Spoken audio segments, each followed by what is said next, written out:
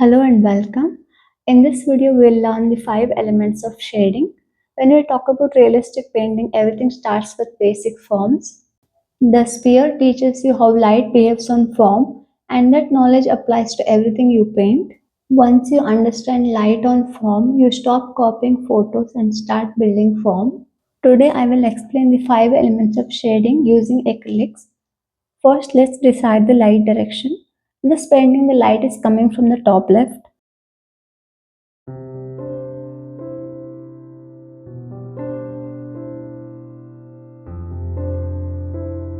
This is the brightest area on the sphere. It's where the light hits directly.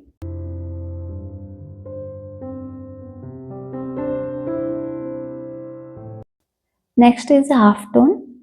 This is a middle value, not very bright, not very dark. It helps to connect the light area to the shadow area smoothly. Most of the sphere is usually halftone.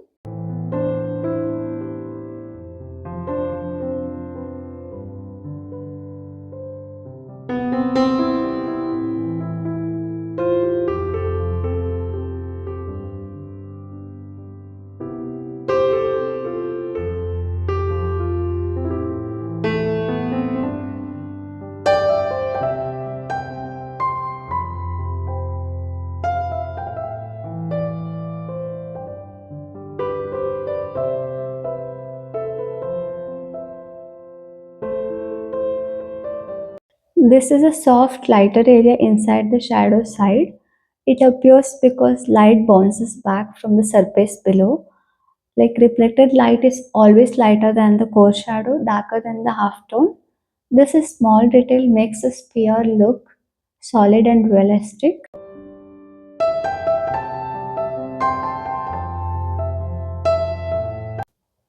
This is the darkest part of the sphere itself. It's not at the edge but slightly inside, where the form turns away from the light. For this, I darken my base color carefully without making it flat or muddy.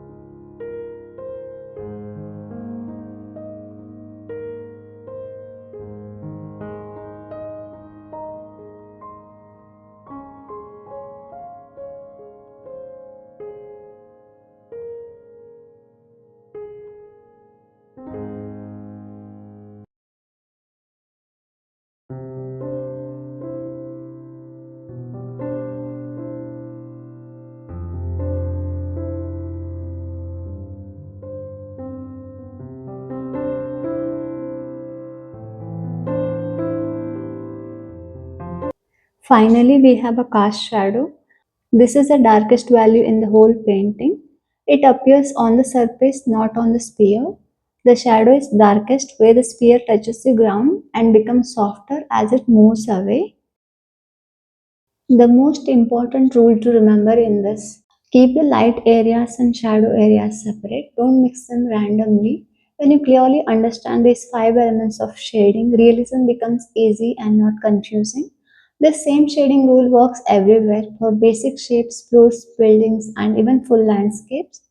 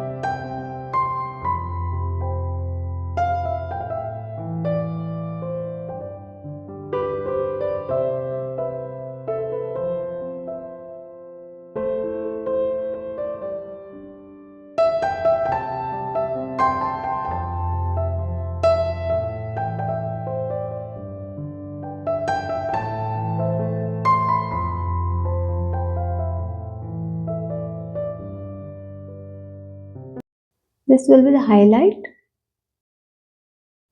and this will be the half tone, and this will be the reflected light. This is form shadow, and the last one is cast shadow. Now I will paint one more sphere using cadmium red and white. For the shadows, I'm not using black. Instead, I'm using red's complementary color, green, to create natural rich shadows. This helps the red stay vibrant and not look muddy. Watch how complementary colors create depth. Just observe the light, shadow, and blending.